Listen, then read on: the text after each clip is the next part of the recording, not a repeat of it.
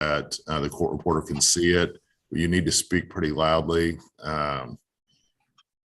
so she can hear it, but she's doing her best. Thank you. All right, who else is here? Your Honor, this is Jim Souter on behalf of the Preston Tower Condominium Association. And I have Mr. Godkin is corporate counsel for Preston Tower, who's previously made an appearance in the case. Morning, Judge. Okay. And Your Honor, James Davis for Intercity Investments. Your Honor, Jennifer Smiley for Payne Alstron, Christina Alstron, and Christopher Payne in the other cause of action, DC 22-04947. So I'm observing. So I read this motion to transfer. I was really confused by some of the language in it, and maybe I'm just missing something. I have never heard in 16 years on the bench that Judge Moyer would have jurisdiction over a case and I wouldn't. We're both civil district judges. We're both elected by the citizens of Dallas County. I don't know if there's some rule that the 14th has some additional jurisdiction that 68 doesn't, but the argument that I don't have jurisdiction on this case, I understand it may not, the transfer may not be appropriate, but arguing that I don't have jurisdiction was really puzzling to me.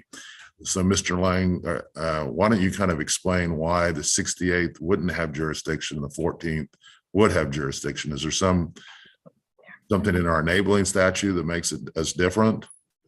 No, Your Honor. The only issue on jurisdiction is that on April 25, the interveners non-suited Mr. Jackson. That's of record and without question. He can hear you now. I'm sorry, Your Honor. Was I being heard or? Yeah, you were just echoey. Okay, I'm sorry. Were you able to hear me? Okay? That's the jurisdiction issue. And, Okay. and Jackson. It's not that there's some difference between the 68th and the 14th. No, Your Honor. No, Okay. no. Well, it was going to be news to me if that was the case, because I've been No, doing this sir. a long time, but I've never heard anyone make that argument. So Certainly, the rules provide that you have the same jurisdiction as Judge Moyer. he can sit for me and I can sit for him on any case. I mean, we're both civil district judges, so I was a little confused by that, but I guess it's just a choice of language of jurisdiction as I kind of got held up on. So really the issue here is this is a proper transfer and proper consolidation. I just don't see how this is not a related case. This is the legal malpractice case against Payne Alstron, essentially. Yes, sir. That is what is in Judge Moyer's court, and that had previously been in my court. No, sir. That was filed originally in Judge Moyer's court after the non-suit of Mr. Jackson by the interveners. I thought you guys had sued him before in my court. No? No, sir. Okay. There was discussion about that. I guess that's just what you No, actually done. my understanding is that what happened was there was the intervention was filed by Payne Alstron. We're now on the fourth amended intervention, and the case was settled, and Payne Alstron was present during the mediation that took place. My understanding is that Representative Payne Alstron left before the proceeding, the mediation was concluded. There has been a settlement effected, and so Payne Alstron non-suited on April 25, Mr. Jackson, from their intervention, and in turn, Mr. Jackson non-suited the other defendants because they had disposed of their claims. So the only thing that is left before Your Honor is the claim of Payne Alstron, where they say they're entitled to attach somehow the settlement. And I mean, I've been doing this a long time, and every time I've seen this dynamic, probably not dozens of times, but at least a dozen times, where you have on one side the plaintiff is trying to assert their lien, the attorney's fees lien, and then the other side says, no, you shouldn't get it because you committed legal malpractice, and then they Yeah. fight it out and almost always settle it. But that's how I've seen this dynamic. I've never heard anyone make the argument that the legal malpractice claim that's in response to the intervention is somehow not related to the underlying suit. Are there any cases that say that a legal malpractice case in this type of situation that would not be related under the Dallas County local rules to the underlying case? There's an additional fact, and then there is a case that will relate to this additional fact. What's that? The fact is that Payne Alstron's engagement agreement with Mr. Jackson says that if they withdraw for cause, if the lawyers withdraw for cause, it provides nothing in the agreement that they are assigned a right, that they have a lien, nothing. And so their claim that they're entitled. Doesn't that go to the merits though, not to the relatability? Well, it will relate to the motion for summary judgment that Preston Right. Tower. I don't disagree with that. It's just What it relates to, Your Honor, is that that is an issue that is totally different from what's in the malpractice suit. The common issue could be the amount of attorney's fees. But when you combine the malpractice suit, their affirmative defenses there, their claim for attorney's fees, with the issue of whether they have a claim against Preston Tower and the other defendants and a right to attach, the jury will be confused. And there's a case which deals with severance, which is about the same thing on the other, just looking at a different way on consolidation. And it's in Benny Keith. well, that's the issue of consolidation, not the issue of transfer though, right? Actually, it relates to whether there is prejudice by combining all the claims, Your Honor, whether you look at it as consolidation or transfer. If all of the claims are before this court. I know there's the case. I'm most focused at this point on the actual transfer, because I'm really surprised that this is even being disputed. But I know there's a case out of County Court of Law number 3 that was decided many years ago where Court of Appeals, I think you were on the court then, reversed Judge Montgomery's decision to transfer a case. Are there any other cases that have interpreted, there may be others that have interpreted the Dallas County local rule on related case transfers and found that a judge did improperly transferred a case under that provision? Not on that specific provision, because we're not questioning the court's power. We're simply saying that there is prejudice, which is one of the elements that has to be determined for consolidation. For consolidation, what I'm focusing on is this a related case? Are you contesting that or not? Are you contesting this is a related case? We're not contesting that you have the power to seek to do the transfer, Your Honor. That's so Justice Lang is a very skilled. I have a group of interns here. He's a very skilled lawyer. He's not answering my question, so we're going to try again. Justice Lang, Mr. Lang, can I ask again? Are you contesting whether or not this is a related case and subject to transfer? It could be subject to transfer, Your Honor, but the elements of the court's evaluation of whether it should be transferred and brought to this court and combined with what we have now. Not dealing with consolidation right now, just transfer. Okay. So you agree that this is a related case that can be transferred, correct? As long as it's not consolidated, Your Honor. Okay. So I'm going to go ahead then. Mr. Madden, do you want us to go ahead and transfer this case? Yes, Your Honor. All right. You don't sound good. I hope you could finish this hearing. We're going to go and transfer. Then we're going to transfer the case. Now let's deal with consolidation, because I do think that's a tougher call. Go ahead, Mr. Lang. Yes, sir. As the court is aware, because of your many years on the bench, there are some considerations about whether there are common issues of law and fact.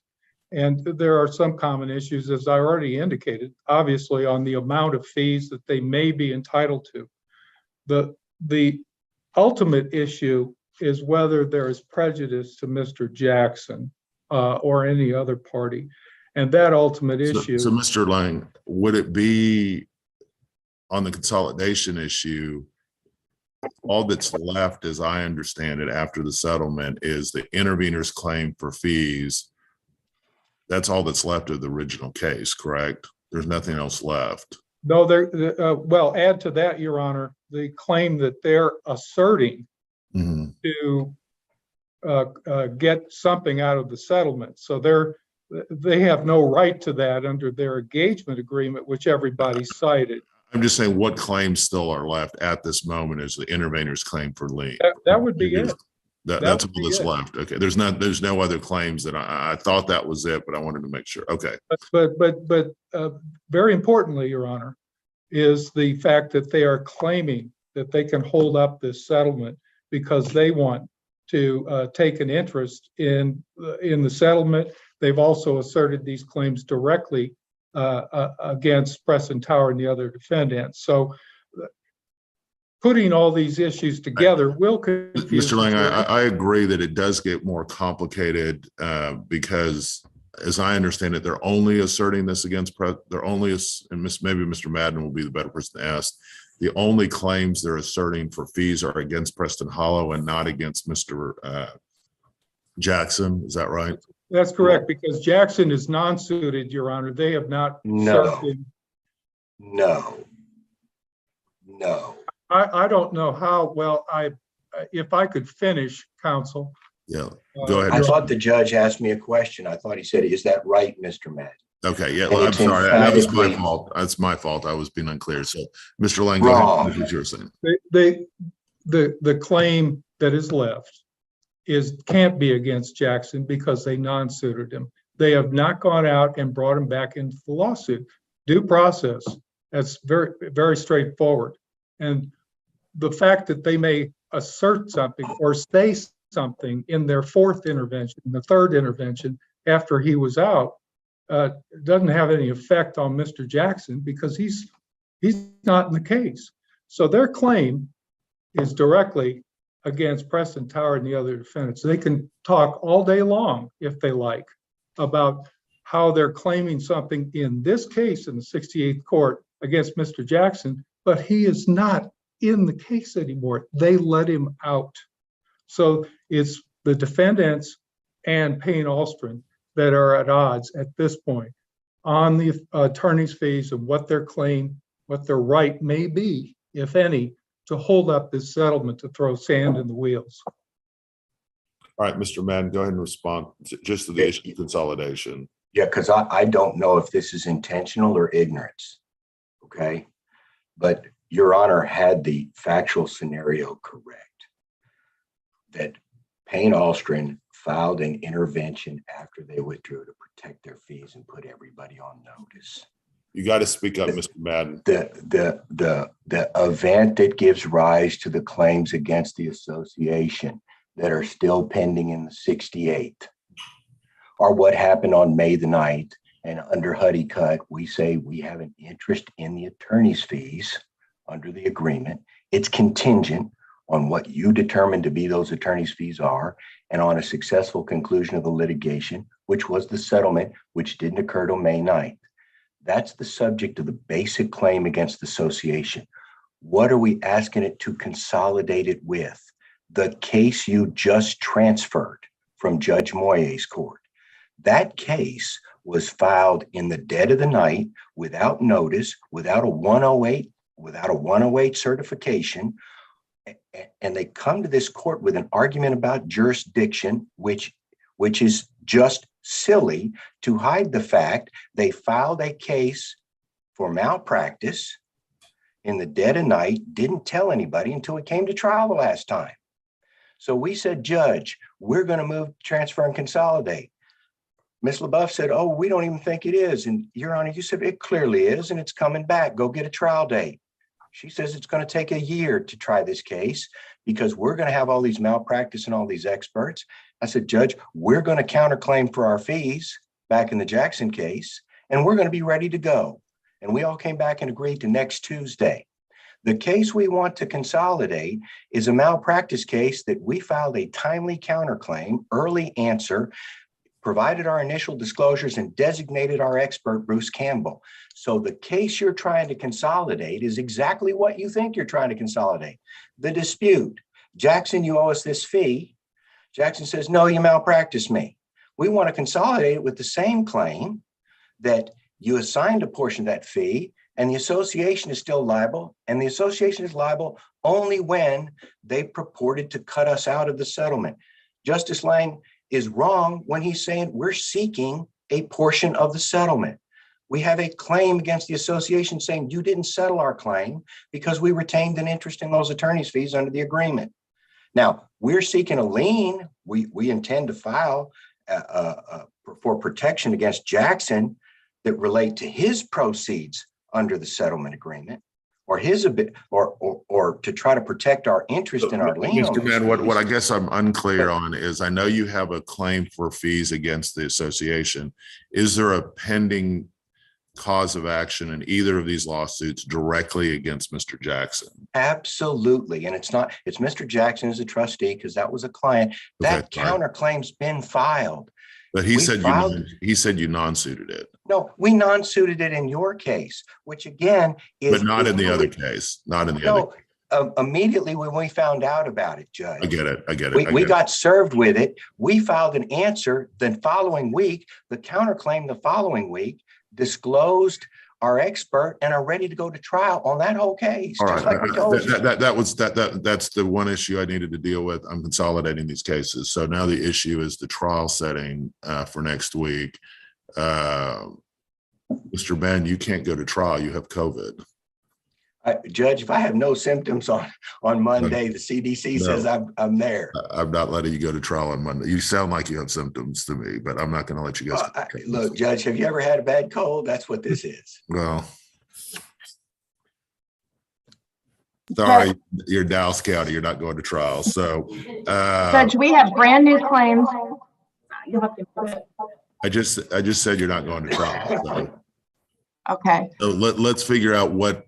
Well, I guess we can deal with the summary judgment. I kind of know what I'm going to do. I've already read it all, but do we want to go directly in the summary judgment? Then we can talk about the trial.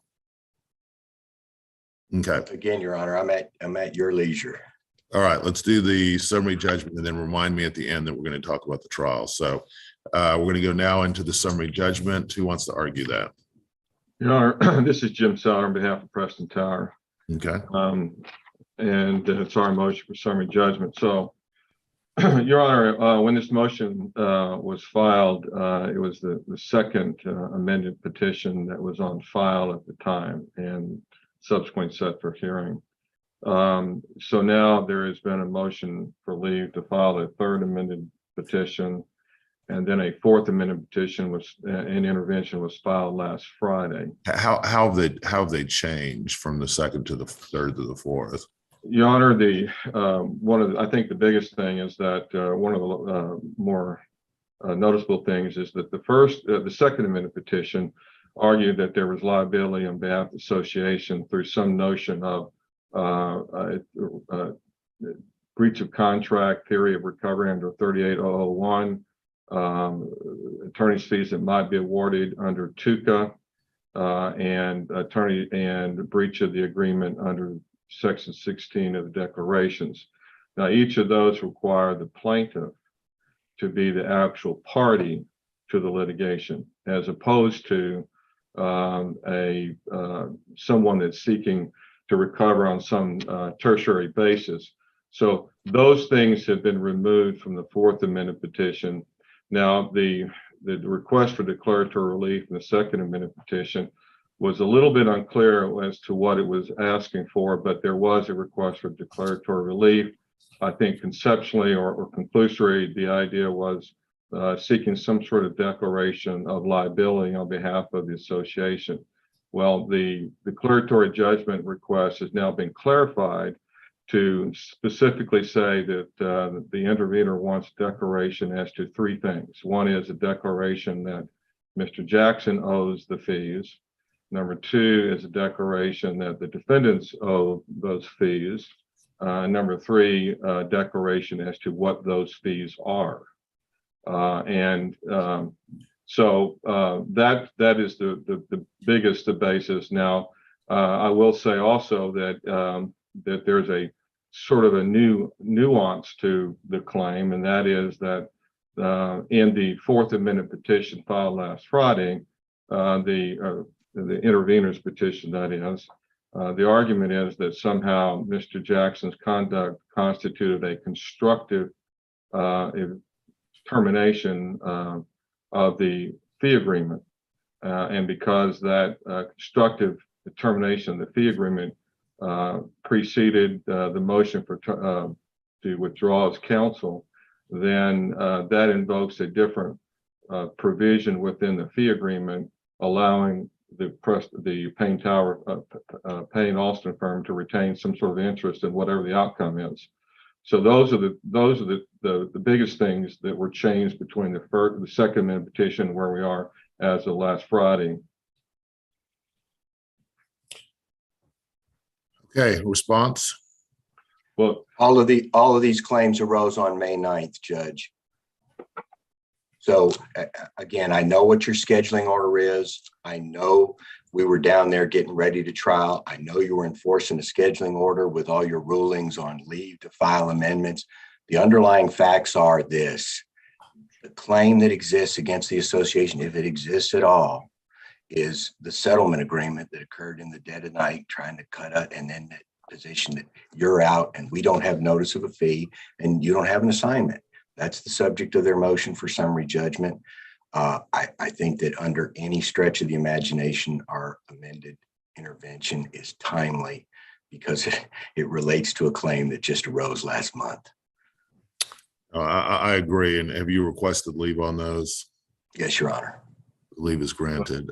So let's deal with, I guess, the summary judgment. Let me just be honest here. I've read everything. I don't want to waste all of y'all's time. You know, I think it's the contract's not a model of clarity, and then these handwritten notes are a little confusing. But it's very, to me, it's, I don't know that I would grant a summary judgment the other way, but I'm definitely not granting a summary judgment this way. I agree with Ms. LaBeouf that there needs to be time for discovery on the legal malpractice. And so regardless, Mr. Madden, of your medical condition, whether or not you could go to trial next Tuesday, I think that Ms. LaBeouf should have the ability to conduct discovery on the legal malpractice. This is you know, all fairly new. And I think both sides should have the ability, if they need to discuss, to conduct discovery on the most recent petition. So when do y'all want to set this for trial or reset? If I may just say something, the motion for leave is not before you. We did not get a chance to respond. Okay. And Mr. Jackson. Then I won't hear it then right now, but I'm going to grant it. So I'm going to grant it. I want to give you guys time to do the discovery you need to get this done. I think it's perfectly reasonable, but if it's not set, you're right. I won't grant it today, but I will grant it. So let's go ahead and talk about a new trial setting.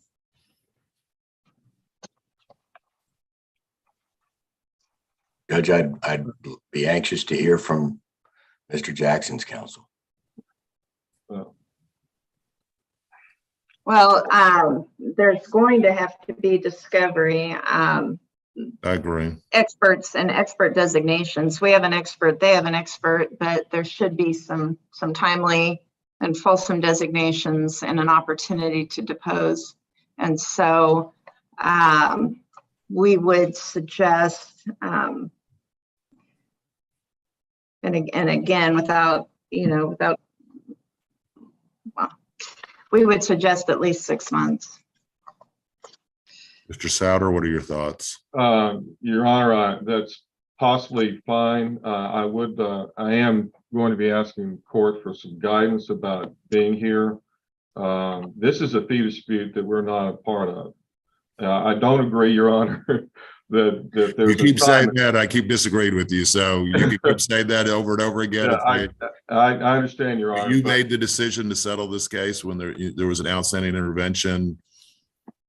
I don't know what else to tell you. That I don't know why you keep saying you're not a part of it, but you are a part of it. So well, Your Honor, I understand we're in the case, but we're not part of the what's going on between Mr. Jackson and his counsel. And we'd be glad to take on any guidance that you may have about what we do in the interim. So, Yeah, I would say this, that, and it's totally up to you. This is not an order, but I would observe that I don't know why Mr. Souter would necessarily need to be there for any legal malpractice depositions, if there are any, but because that's the hard part about this is I agree that either this assignment's a good assignment or a bad assignment. That's what the jury is going to have to make a determination on, or part of what the jury is going to have to make a determination on. If it's a good assignment, then you could be subject to fees. If it's a bad assignment, then you wouldn't be subject to fees, just Mr. Jackson. And so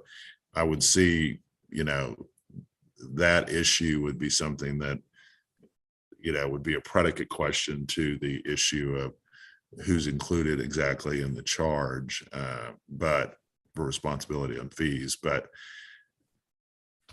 I don't. Your Honor, and for sure there has to be, in my view, Your Honor, there has to be a liquidation of that claim. In other words, Absolutely.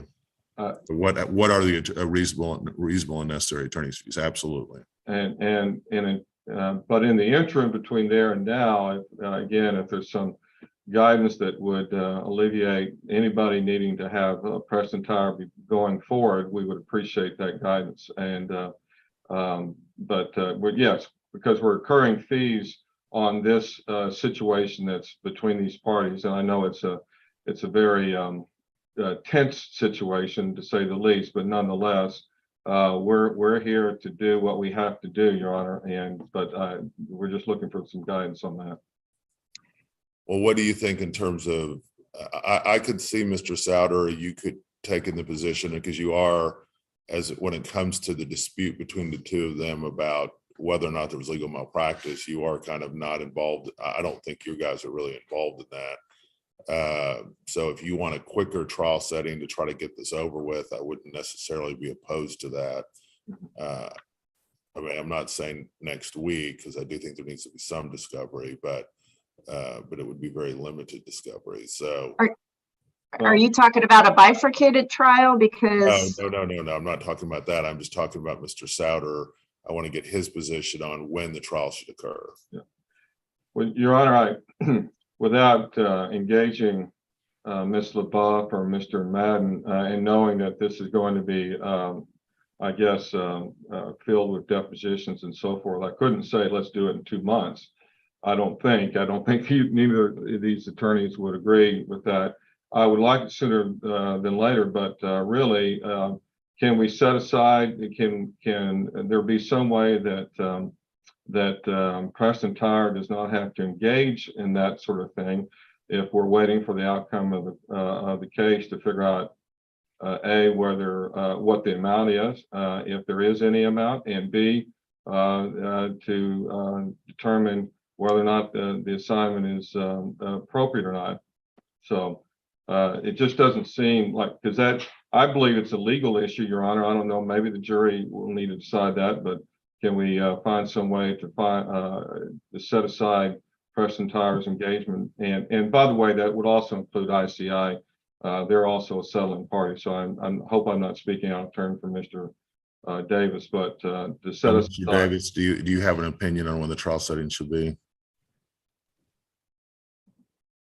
Are you there, Mr. Davis? Oh, I didn't hear. It was the questions to me. Yeah. 6 months is fine. Okay. Mr. Madden. Judge, 6 months is December. So realistically, what would the court's docket be if we gave them their 6 months? I mean, I guess if we go under your original cause number, which we probably would want us to do, there's a shot you could get to trial in January. We have a ton of cases set. Let me pull that up and we can take a look at it. Yeah, I just know that we've loaded a lot into the last quarter of this year and the first quarter of next year.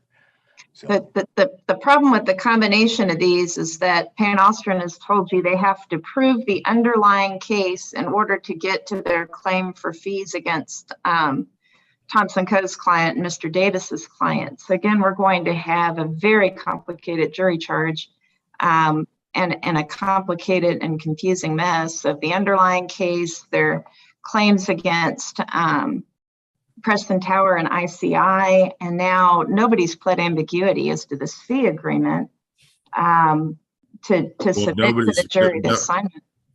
I mean, Yeah. okay, if no one's pled ambiguity, then I guess the plaintiffs can move for summary judge, or not plaintiffs, interveners can move for summary judgment.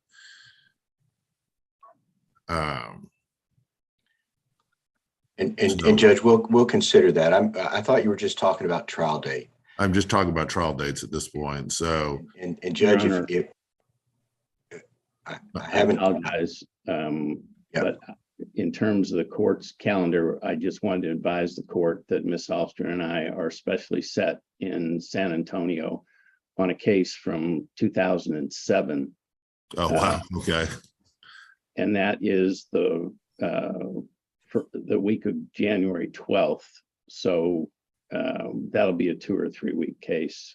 Can I suggest this, Judge? If we give them the 6 months, can you allow the lawyers? I think we can all agree to a setting first quarter that makes sense on everybody's calendar. I'd rather be a part of this discussion because I All can right. tell you what dates are good and what days are not. So, Okay. I'm blocked in February, so it's going to have to probably be January or March. So one option would be, I guess, this is not a great option, it sounds like, but the Alstron firm, you guys at this point are just clients, you're not the attorneys. So I'm not as concerned about your schedule in terms of getting ready for trial. Right now, if you wanted to go on January 3rd, you would be the number one case. It's clear on my calendar, Judge. I'd have to check with my client. Mr. Souter? I think, Your Honor, that's fine right now. I'll have to check with my folks as well, but I think that's fine for now. You said, Mr. Madden, you said it was good. Mr. Davis? Yes, Your Honor. January 3rd. I'm okay with January. Okay.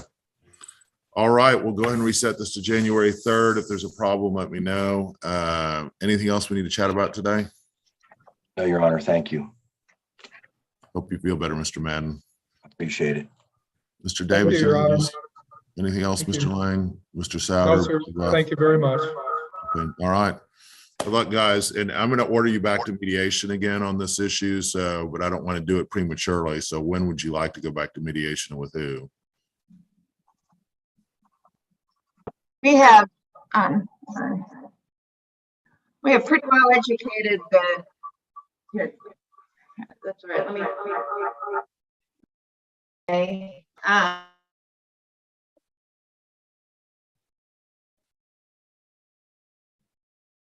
We have pretty well educated Mr. Lambert. He was with us for, I don't know, 15 hours and continued to work with Payne Alstron for a matter of weeks afterwards. And so we would propose that we continue with him.